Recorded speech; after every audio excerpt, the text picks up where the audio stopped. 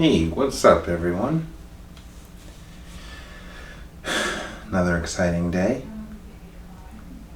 First off, a couple of disclaimers. Excuse the background noise if you hear any.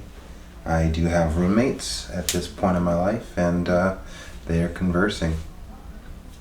A couple of thoughts that are in my head today. Today, and honestly, within like the past 72 hours, the theme that's been bouncing around in my head is that there is no success story without hard work, at least for me. And as crazy as it sounds, and it always goes back to this overwhelming amount of shock that these realizations are occurring so late in my life. I'm 31, and for me to consider that I've lived my entire life having these big aspirations, big ambitions, and not understanding what it would actually take for me to achieve these goals, these dreams.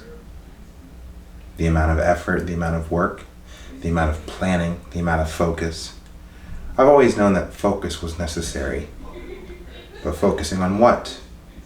Coming up with a step-by-step list as to what needs to be executed and what needs to be executed in what order. And this is where I am today. And, I've alluded to it in previous videos. It just becomes more and more cemented, more and more concrete as to this is what's necessary.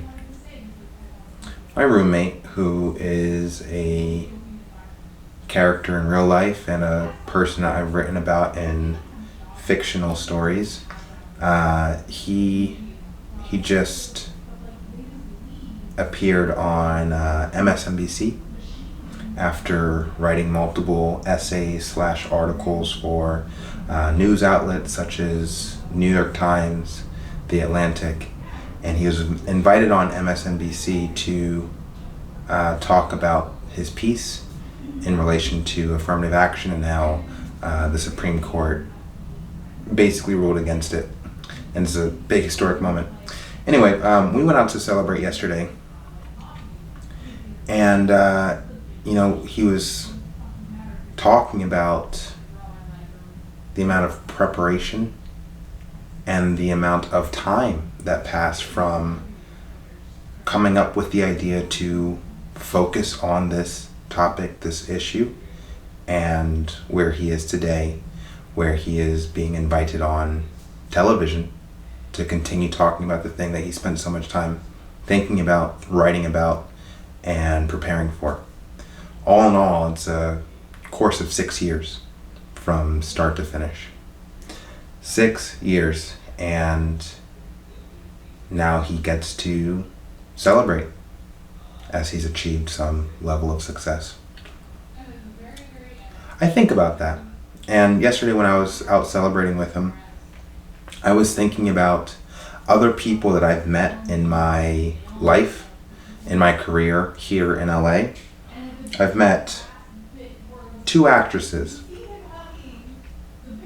honestly, within the first year of being in LA, at 2 different moments, 2 different areas, 2 different locations. And I remember meeting the first actress in the first acting class that I took. And she invited me over to her place because she offered to set me up on casting websites and show me the ropes and answer any questions that I might have, which I thought was extremely generous. Anyway, she'd been in LA for some time, and I sit down with her at her apartment, and I'll never forget it, because here I was thinking, okay, I'm attracted to this person. She's inviting me into her apartment. I'm wondering if there's an opportunity to be intimate with her. That's where my head was. While she's sitting down on her laptop showing me how to register for LA Casting and Actors Access and how to upload my headshot and what the best headshot photographers are, I'm thinking, okay, how can we segue this into something sexual? And I remember asking her about it. I remember asking her, hey, so what's your sex life? What's your romantic life like while you're pursuing your goals? And I'll never forget how she looked at me right in the eyes and said, right now I'm just focusing on my career, and I am just too busy and too prioritized with that to think about romance or intimacy. And it was the nicest way of letting me down easy, but also the most respectable way. And the reason I bring that up now is because I've been in LA for 8 years, and she is one of the most successful people in my circle. And when I say circle, I mean the people that I've come into contact with, where I met 8 years ago, and she's starting out and she's getting her shit together, and then 8 years later she has multiple recurring roles on animated TV shows, showing up in movies produced on Nickelodeon, things of that nature. Another actress that I met within the same year at a theater company, she stuck out to me as being the most focused on her career. Everything that came out of her mouth was on progress and getting further, and there was just no downtime for her. That's what I observed through interacting with her.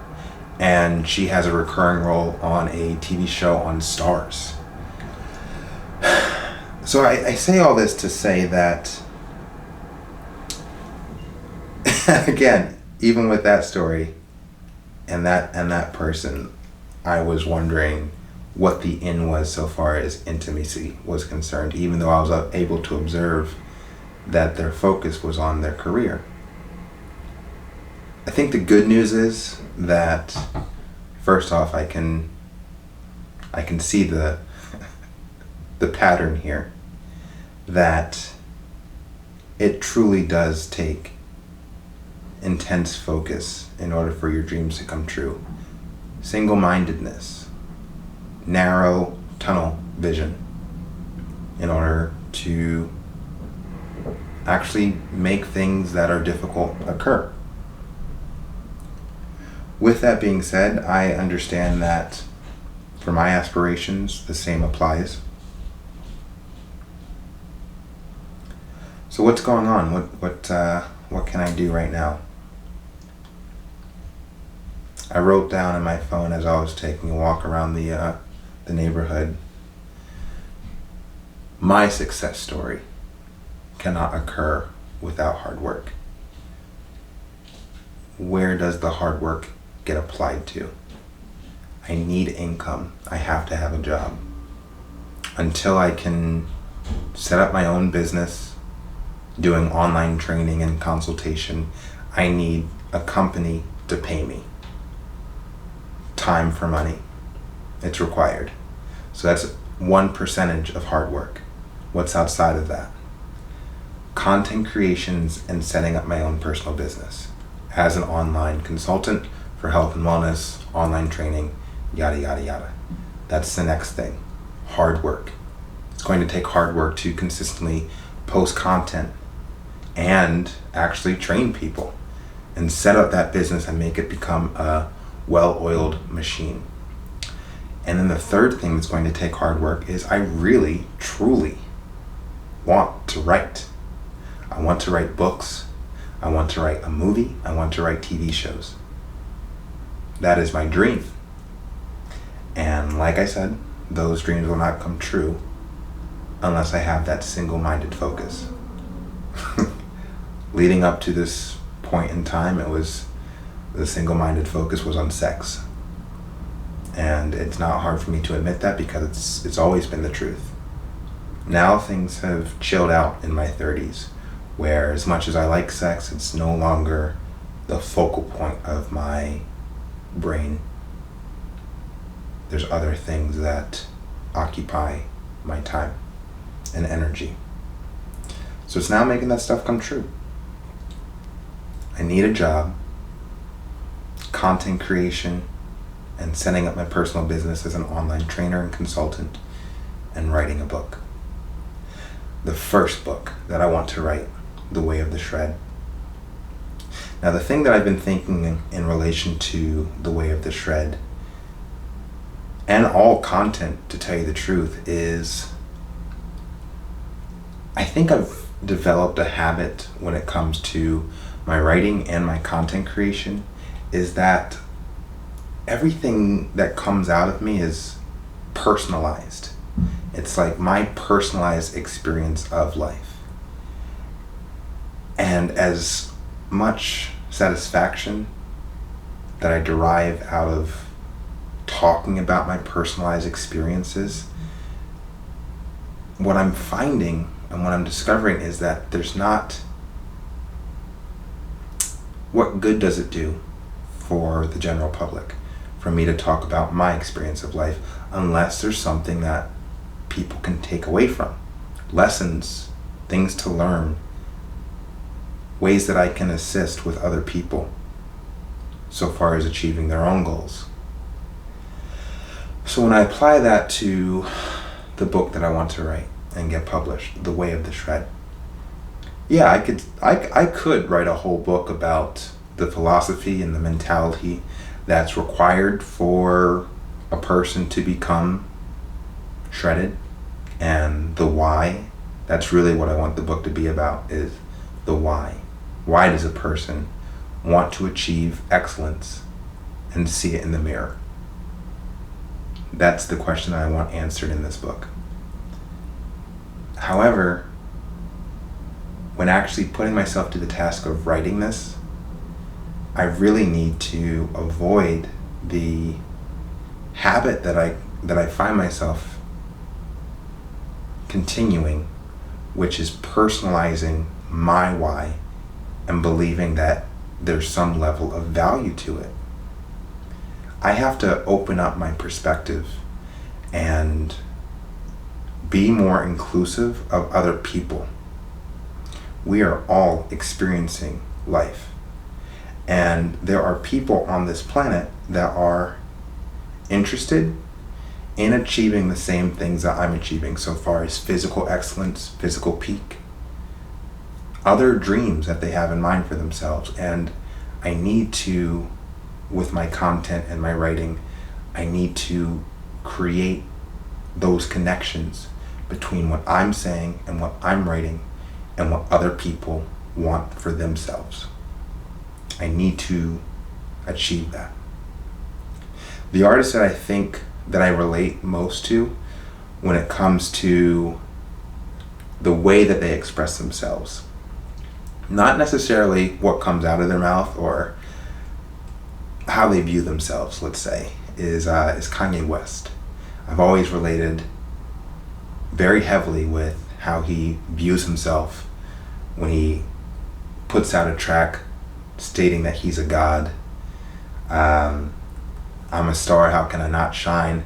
All this enormous self-confidence and self-belief. I've always related to that when it comes to Kanye West. Now, I've been asking myself the question for the past couple of weeks is, how do I translate that level of self-belief and self-confidence, that theme, how do I translate that into literature, into content creation, YouTube videos? Kanye's medium was music, and he was great. It was an entirely different skill set than what I possess. He's able to make music and express himself, talk about how great he is, and then when a person hears it, they're not only hearing how great he is, but they're also relating to it through the beats and the lyrics and the entertainment value of the music. So, how can I mirror that with my content? How can I make this more entertaining, more engaging, more relatable with the things that I'm filming and with the writing that I do? It's out there, it's available. There's thousands, if not tens of thousands, if not hundreds of thousands of people my age, older, younger, that are all chasing after this. I mean, if we just keep it confined to physical peak. The way of the shred is applicable to thousands of people. How do I connect with them? When endeavoring to write this book, how do I make this less about me and my journey and more about the journey of a generation, perhaps, or the movement of a way of life? That will be my hurdle.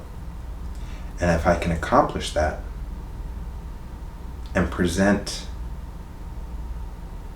a calling card, something for people to band together with and unite under one phrase, one slogan, one belief, one philosophy, then that will be far more powerful than me just telling my story and expecting someone to listen.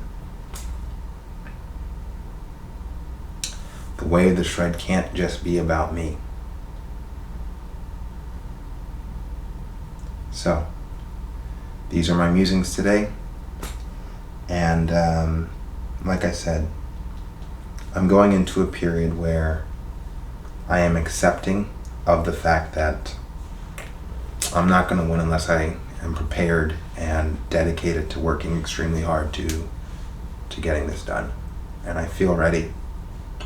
Now it's just a matter of refining and spending years and years on making sure this shit gets executed correctly.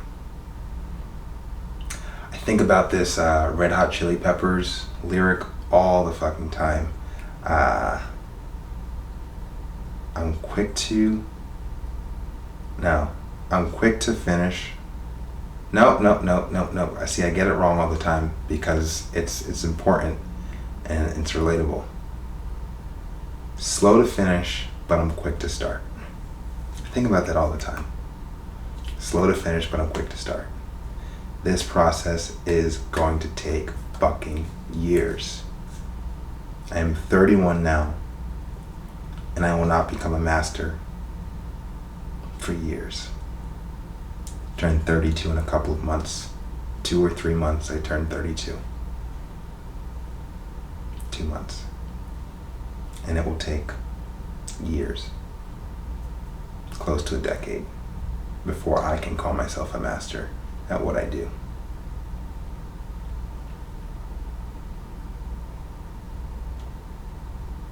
Quick to start, but slow to finish. All right, well, let's get started.